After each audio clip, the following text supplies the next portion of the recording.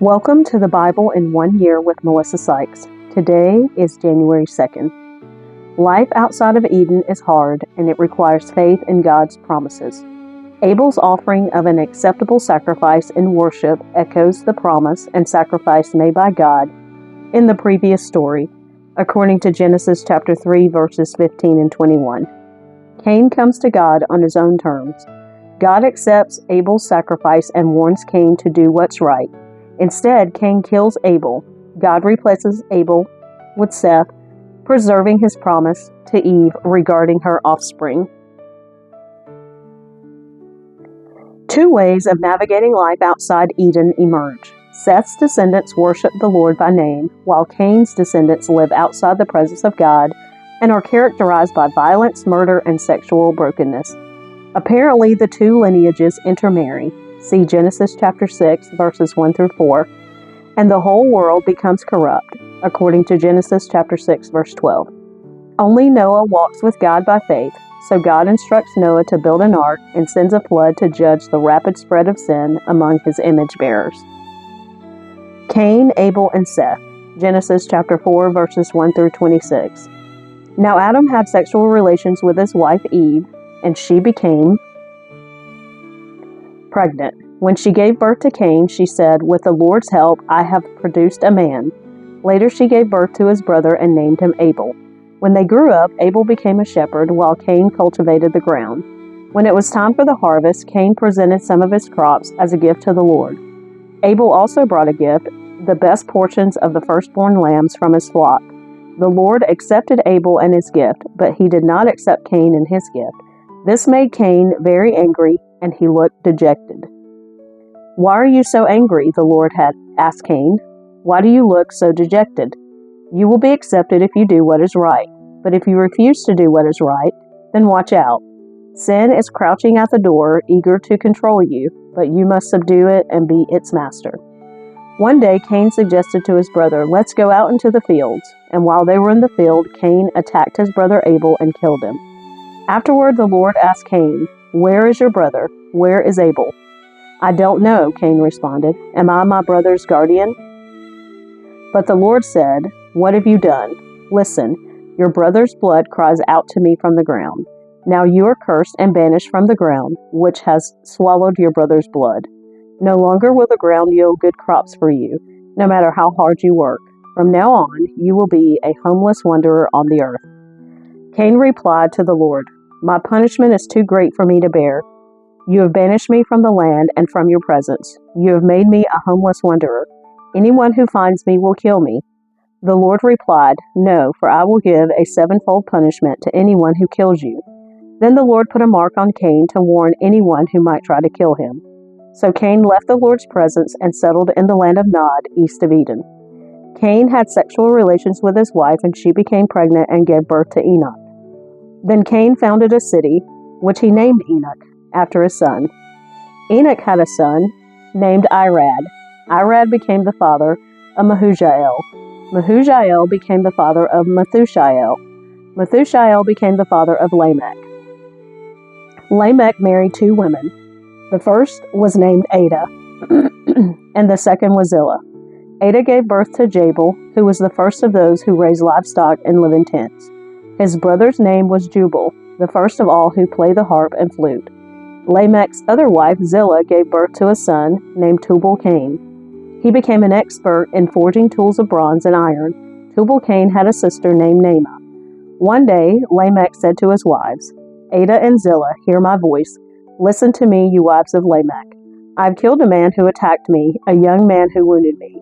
If someone who kills Cain is punished 7 times, then the one who kills me will be punished 77 times." Adam had sexual relations with his wife again, and she gave birth to another son. She named him Seth, for she said, "God has granted me another son in place of Abel, whom Cain killed."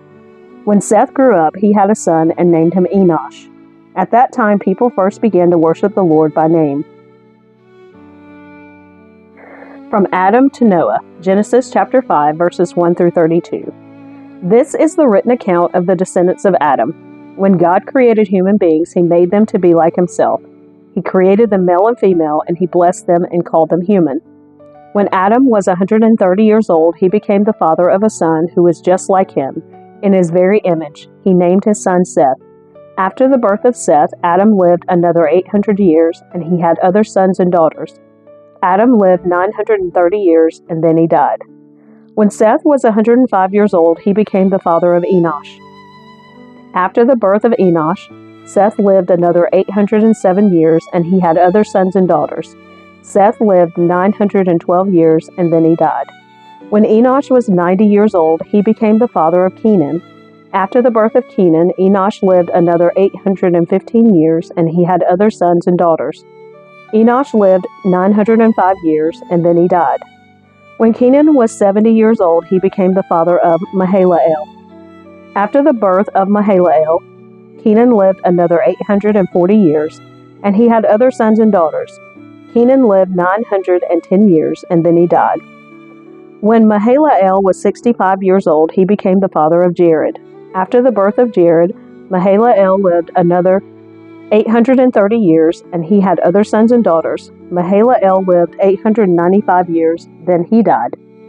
When Jared was 162 years old, he became the father of Enoch.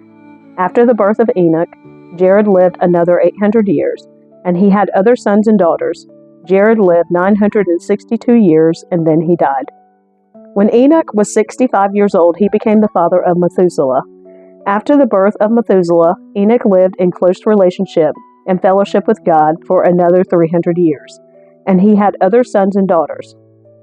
Enoch lived 365 years, walking in close fellowship with God. Then one day he disappeared because God took him. When Methuselah was 187 years old, he became the father of Lamech. After the birth of Lamech, Methuselah lived another 782 years, and he had other sons and daughters. Methuselah lived 969 years, and then he died. When Lamech was 182 years old, he became the father of a son. Lamech named his son Noah, for he said, "May he bring us relief from our work and the painful labor of farming this ground that the Lord has cursed." After the birth of Noah, Lamech lived another 595 years, and he had other sons and daughters. Lamech lived 777 years, and then he died. After Noah was 500 years old, he became the father of Shem, Ham, and Japheth. 1 Chronicles chapter 1, verses 1 through 4. The descendants of Adam were Seth, Enosh, Kenan, Mahalalel, Jared, Enoch, Methuselah, Lamech, and Noah. The sons of Noah were Shem, Ham, and Japheth. Noah and the flood. Genesis chapter 6, verses 1 through 22. Then the people began to multiply on the earth, and daughters were born to them. The sons of God saw the beautiful women and took any they wanted as their wives. Then the Lord said, "My spirit will not put up with humans for such a long time, for they are only mortal flesh. In the future, their normal lifespan will be no more than 120 years. In those days and for some time after, giant Nephilites lived on the earth, for whenever the sons of God had intercourse with women, they gave birth to children who became the heroes and famous warriors of ancient times. The Lord observed the extent of human wickedness on the earth, and he saw that everything they thought or imagined was consistently and totally evil. So the Lord was sorry he had ever made them and put them on the earth. It broke his heart. And the Lord said, "I will wipe this human race I've created from the face of the earth. Yes, and I will destroy every living thing, all the people, the large animals, the small animals that scurry along the ground, and even the birds of the sky.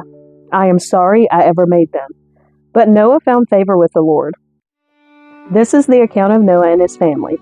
Noah was a righteous man, the only blameless person living on the earth at the time, and he walked in close fellowship with God. Noah was the father of 3 sons, Shem, Ham, and Japheth.